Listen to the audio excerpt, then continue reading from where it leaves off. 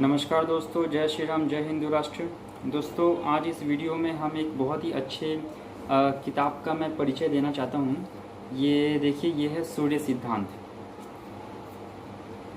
सूर्य सिद्धांत ये बहुत ही अच्छा बुक है। तो ये जो है, भगवान सूर्य ने मैदानों को जो है इस पे सृष्टि का पूरा विज्ञान जो दिया था, भूगोल, खगोल, ग्रह, नक्षत्र और जो उसके काल गणना है।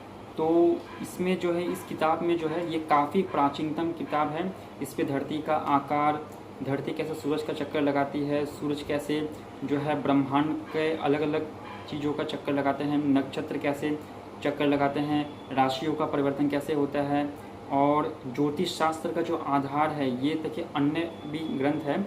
तो भूगोल खगोल का एक अद्भुत ग्रंथ है ये सूर्य सिद्धांत। काफ़ी बहुत अच्छा है, ज्ञानवर्धक है। मैं इसको पढ़ रहा हूँ, स्टडी कर रहा हूँ, और भी मैं इसके ऊपर मैं सोच रहा हूँ कि इसके ऊपर एक पूरे सीरीज़ बनाऊँ, प्लेलिस्ट बनाऊँ, तो आप लोगों को भी अच्छा लगेगा। तो लोगों को ये चीज़ समझना चाहिए, लोग जो है, हमारे देश के जो लोग हैं, वो हमारे ऋषि मुनियों को ग्रंथों को कोई आदर नहीं करते, या तो उनको पता ही नहीं है। और जो पश्चिम के वैज्ञानिक लोग हैं, वो अपने बल पर या फिर हमारे शास्त्रों का ही सहारा लेके वो कुछ खोज कर लेते हैं, और अपने नाम पे पेटेंट करा के जब उनके नाम का वो छप के जब हमारे देश में आता है, तब हमारे देश के जो लोग हैं उसको पढ़ते हैं, समझते हैं कि ये पश्चिम के लोगों ने ये खोज किया है। लेकिन नहीं, ये सारी ही चीज़ें जो ज्ञान विज्ञान है, वो हमारे देश के ऋषि मुनियों ने जो है पहले से ये बता के जो है गए हैं। आप ज़रा खुद सोच के देखिए कि जब लोग ये चीज़ जानते भी नहीं थे, जब इसरो नहीं था, जब जो और भी कोई नासा वासा नहीं था, कोई टीवी, कंप्यूटर, जो है इलेक्ट्रिसिटी, इंटरनेट कुछ नहीं था, तब जो है हमारे देश के लोग जानते थे कि धरती का जो आकार है वो गोल है। इसके बाद मैंने एक वीडियो भी बनाया है। और सूरज धरती का चक्कर लगाती, इतना ही नहीं, उन्होंने सूर्य ग्रहण, चंद्र ग्रहण, हमारे देश के लोगों को पहले से पता था। सूर्य ग्रहण, चंद्र ग्रहण, जो सौर मंडल है वहाँ पर 9 नक्षत्र है। दुनिया का कोई ऐसा धर्म है, कोई ऐसा समाज के लोग हैं, कोई देश का लोग जिसको ये पता होगा कि आकाश में 9 ग्रह है। लेकिन हमारे देश के लोगों को पहले से ये बात पता था कि आकाश में 9 ग्रह है। हमारे देश में कोई बच्चा जब जन्म लेता था, तब जो है उसको ये बता दिया, उसको ये गणना के आधार पर उसका कुंडली बना दिया जाता था। सोचिए हम लोग कितने एडवांस थे, और आज भी है। तो इस सूर्य सिद्धांत नामक जो बुक है, इसमें काल गणना है, पृथ्वी का आकार, परिमाण, परिधि, व्यास, लंबाई, चौड़ाई है, ब्रह्मांड के अन्य ग्रहों के नाम है, कितनी दूरी है पृथ्वी से, सूर्य से, उनकी 9 ग्रह का उनका परिभ्रमण काल कितना है, वो कितने दिनों में सूर्य का परिक्रमा कर लेते हैं। उसके बाद में नक्षत्रों का 27 नक्षत्रों का वर्णन है। उसके बाद में भगवान सूर्य का जो एक एक नक्षत्र में वो कितने कितने दिन रहते हैं, राशियों का वर्णन है। क्रिटिकल यहाँ पे मैथ का एनालिसिस किया गया है, मैथ के आधार पर, क्योंकि ज्योतिष गणना करने के लिए वहाँ पे मैथ का भी एक क्रिटिकल रोल होता है। इसके अलावा सूर्य, चंद्रमा, सूर्य ग्रहण है, चंद्रमा ग्रहण के बारे में वर्णन है, महीनों का नाम है, ये कैसे होता है। इस तरीके का पूरा आप देखिए कितना मोटा ये किताब है। पूरा का पूरा इसमें जो है संस्कृत व्याख्या सहित, संस्कृत टू हिंदी अनुवाद व्याख्या सहित जो है पूरा का पूरा इसमें ज्ञान है। तो ये जो है मैं आपको दिखाता हूँ, ये मुझे 264 रुपये का ये पड़ा। कुछ दिन पहले ही मैंने मंगवाया।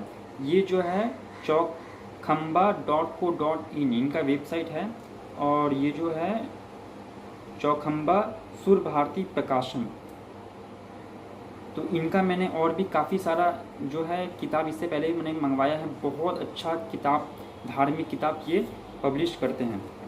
मैं आपको कुछ इस ग्रंथ का वर्णन भी मैं दे देता हूँ। जैसे कि इस किताब में लिखा हुआ है, मैं आपको A to Z पढ़ के मैं सुना देता हूँ। ज्योतिष शास्त्र का इतिहास ब्रह्मांड की उत्पत्ति के साथ ही प्रारंभ होता है तथा ब्रह्मांड की स्थिति पर्यंत अविच्छिन्न रूप से गतिमान रहता है। अनंत आकाश में विद्यमान अनंत ज्योतिष पिंडों का ज्ञान अभी तक मनुष्य नहीं कर पाया है। मनुष्य की अपनी सीमा है, आकाश सीम्य है, फिर भी मनुष्य ने अंतरिक्ष के अनेक रहस्य को सुलझाने का सफलता प्राप्त की है। आगे भी सतत प्रयत्नशील है। ब्रह्मांड तथा अंतरिक्ष से जुड़े अन्य अनेकों ऐसे प्रश्न हैं जो निश्चयात्मक रूप से आज तक नहीं सुलझ पा रहे हैं।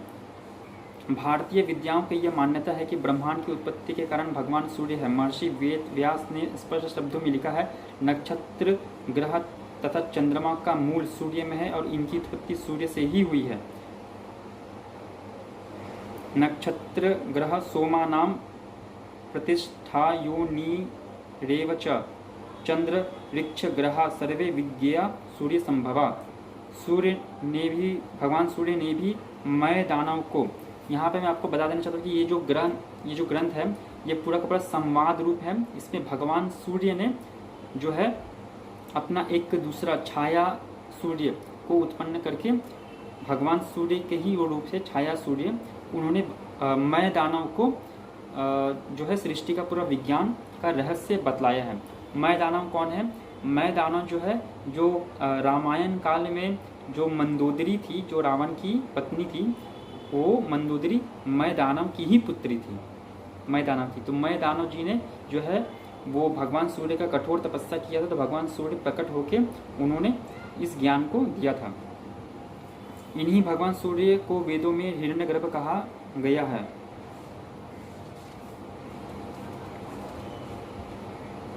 सूर्य सिद्धांत के रूप में मैं आपको कुछ जो है बता देता हूँ। वर्तमान सूर्य सिद्धांत पंच सिद्धांती कोक्त सूर्य सिद्धांत की अपेक्षा अत्यंत परिष्कृत तथा सुस्पष्ट है। अतः कुछ विद्वानों का मत है कि यह सूर्य सिद्धांत आर्ष ग्रंथ नहीं है। सूर्य सिद्धांत में वर्णित मय सूर्य संवाद से इसका आर्षत्व लक्षित होता है, किंतु इतिहासकारों ने कुछ शंकाएं व्यक्त की है जो इस प्रकार है। तो पूरा का पूरा यहाँ पर बहुत ही विस्तार से कहा गया है। इसमें जो है वर्तमान सूर्य सिद्धांत में कुल 14 अधिकार है। 14 अधिकार है, एक एक अधिकार के अंदर फिर बहुत सारे अध्याय का वर्णन है।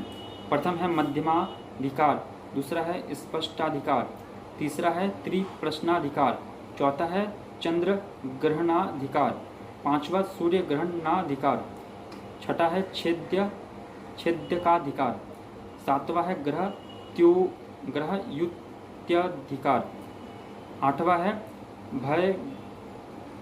भग्रह युत्याधिकार, नौवां है उदयास्ताधिकार, दसवां है चंद्र श्रृंगोन्नत्याधिकार, 11वां है पाताधिकार, 12वां है भूगोलाध्यायाधिकार, 13वां है ज्योतिषोपनिषदाध्याय, 14वां है मानाध्याय। सभी अधिकारों की श्लोक संख्या 500 है। इस तरीके से ये जो है ग्रंथकार कहते हैं कि सूर्यांश पुरुष से मय दानव को सूर्य सिद्धांत ये प्राप्त हुआ। सूर्य सिद्धांत के अनुसार समय समय पर सूर्य से ऋषियों को ज्ञान प्राप्त होता रहा है, किंतु वर्तमान सूर्य सिद्धांत का उद्देश्य मय दानव को हुआ था। मय को कुछ लोगों ने विदेशी मिस्र का वासी बतलाया है। बेवर ने तो यहाँ तक लिख दिया है कि मिस्र का राजा टालमयस को हिंदुस्तान के लेखों में तुरमय कहा गया है, यही मय है।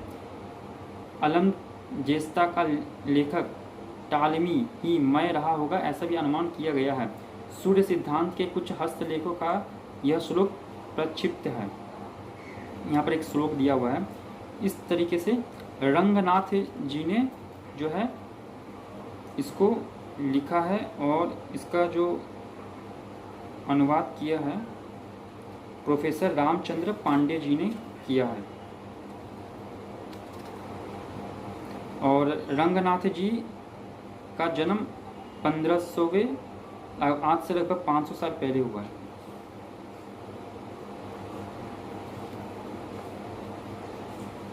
तो दोस्तों, मैं आप सबको ये रिकमेंड करूँगा कि आपको जो है ये ग्रंथ जो है ज़रूर खरीदना चाहिए।